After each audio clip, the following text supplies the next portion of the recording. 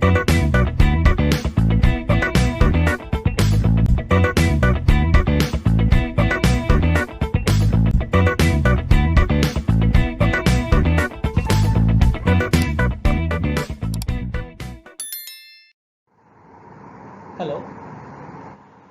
welcome to this session on the subject Design of Machine Elements 2, the subject code 18ME62 of VTU.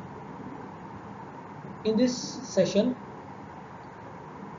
I will be discussing about the module number 4, that is a part of module number 4, that is Design of Brakes, and in particular the introductory part and design of band brakes.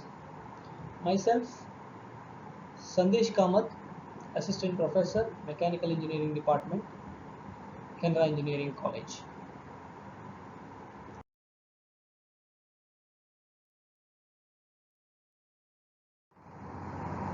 What is a brake? A brake is a mechanical device which is used to absorb the energy that is possessed by a moving system or a mechanism with the help of friction. So a brake is a frictional device whose primary function is to control the motion. So here the primary purpose is to slow down or completely stop the motion of a moving system, like it may be a rotating drum, a machine, or vehicle.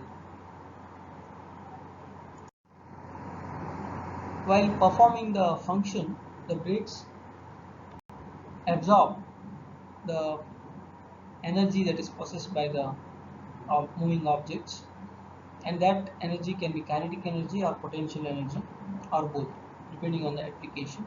For example, in automobiles, the brakes absorb the kinetic energy of the moving vehicle, and in other applications like hoists and elevators, the brakes absorb the potential energy of those objects, and the energy that is absorbed by the brake, it's basically converted into the heat energy and has to be dissipated into the surroundings. Next, the types of brakes. So here brakes are basically classified into first one, the mechanical brakes, wherein these are operated by mechanical means by using the levers, springs and pedals, and depending upon the type of shape of the friction material, the mechanical brakes are classified as block brakes, internal or external shoe brakes, band brakes and disc brakes. So these come under the type of mechanical brakes. Again, mechanical brakes are classified into two groups according to the direction of the actuating force, or in which the way in which the force acts. They are classified into radial brakes and axial brakes.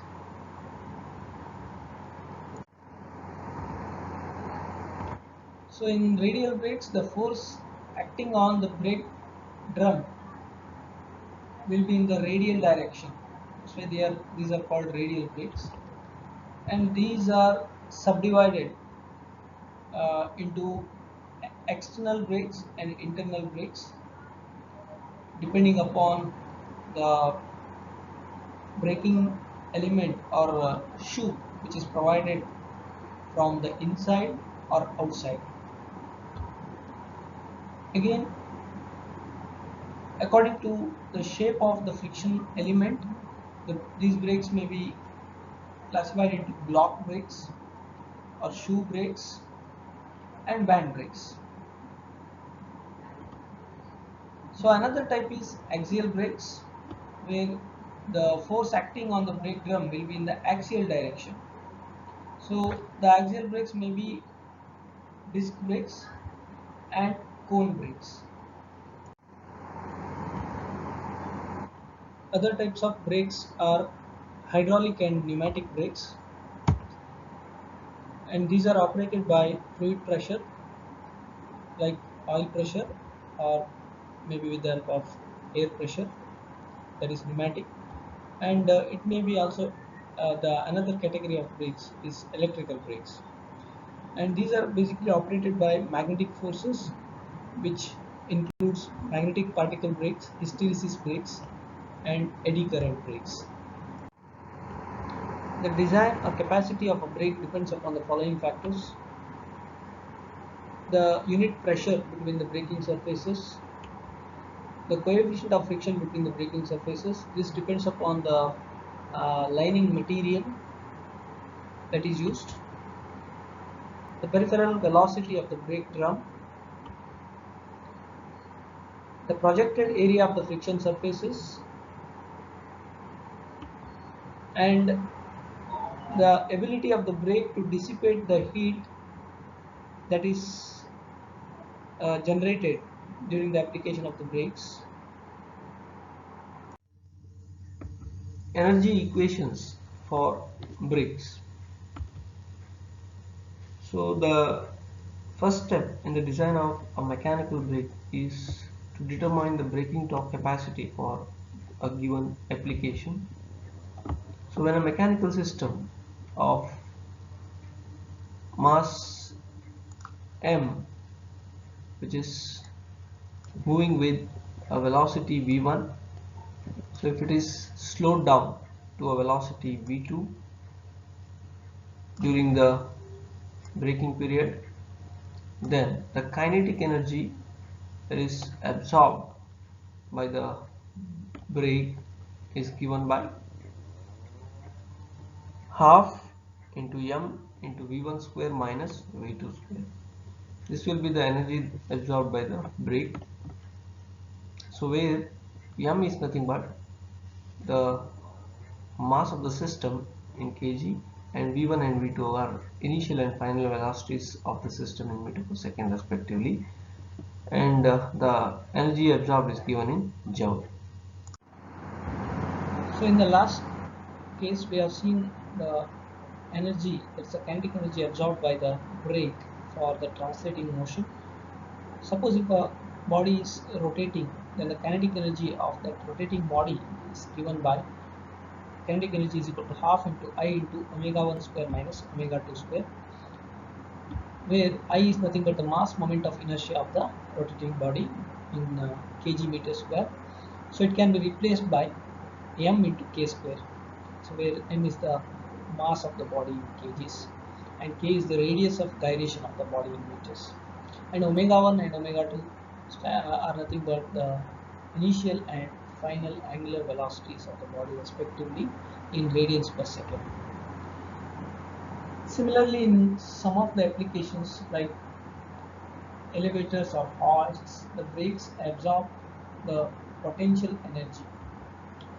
So when a body of mass m falls through a distance h, then the potential energy that is absorbed by the brake during this braking period is given by potential energy is equal to m into g into h, where g is nothing but the gravitational constant, that is 9.85 meter per second square, m is the mass in kg, and h is the height.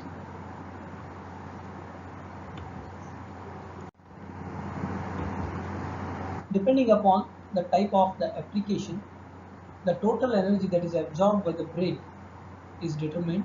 It can be kinetic energy or it can be potential energy or both, and equated to the work done by the brake during the period. So therefore we can write the total energy that is absorbed, E is equal to the product of m suffix t into theta, where E is nothing but the total energy absorbed by the brake in joules, and mt is nothing but the braking torque absorbed by the brake, that is Newton meter, and theta is nothing but the angle through which the brake drum rotates during the braking period in radians. So first type of brake is band brake. From the figure we can see the arrangement of a band brake. It consists of a band which is generally made of metal, and it envelopes a part of the circumference of the drum. So as we can see from the figure, one of the end of the band is fixed to the pivot point or fulcrum, and another end of the band is fixed at a point on the brake lever. This is the brake lever, and the force is applied on this lever in order to obtain the braking action. This is the brake drum, and this theta is the angle of contact of this band on this drum.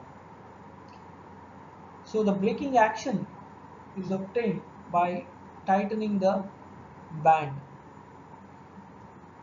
around the drum, and that is done by applying the force on this lever.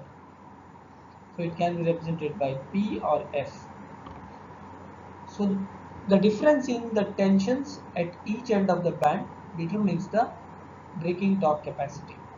So here the working of this uh, band brakes is similar to that of a flat belt which is operating at zero velocity. So here this band has tensions on both the sides. On one of the sides the tension is higher, so that side can be called as the tight side, tight side tension, and another side where the tension will be lower than the other side, that is called as slack side tension. So the arrangement of a simple band brake is shown in the figure. So when one end of the band is connected to the fixed fulcrum, then the band brake is called a simple band brake. So here we can see from the figure, one end of the band is connected to this pivot point or fulcrum denoted by O. Another end of the band is connected at some point at a distance B from this fulcrum point. The length of the lever is denoted by A. The brake drum is rotating in clockwise direction, and the force F is applied on the lever in the downward direction to obtain the braking action. So let the tight side tension be denoted by T1, slack side tension be denoted by T2. Let the angle of contact be denoted by theta in radians. Let the coefficient of friction be denoted by mu. The diameter of the brake drum be denoted by capital D in millimeters. And let the torque or the braking torque on the drum is denoted by the suffix symbol M suffix T, or simply by T in the units Newton millimeters.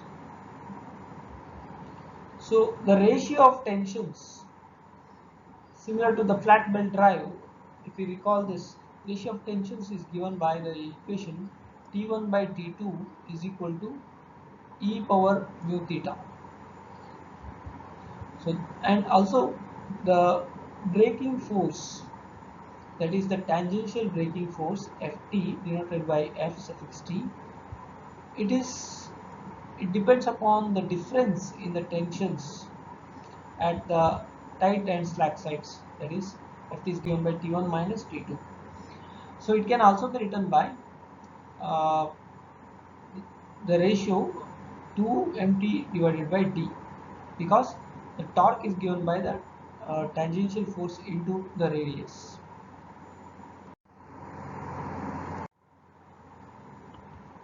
So coming to the arrangement of simple band brake, in which the brake drum is rotating in the clockwise direction. So referring to the page number 270 of the design data handbook by the authors K. Mahadevan and K. Balavi Reddy, 4th edition. So we have this diagram for the simple band brake. So where the tensions T1 and T2 are shown. T1 is on the left side, acting on the left side. T2 is on the right side of the brake drum for this clockwise rotation of the drum.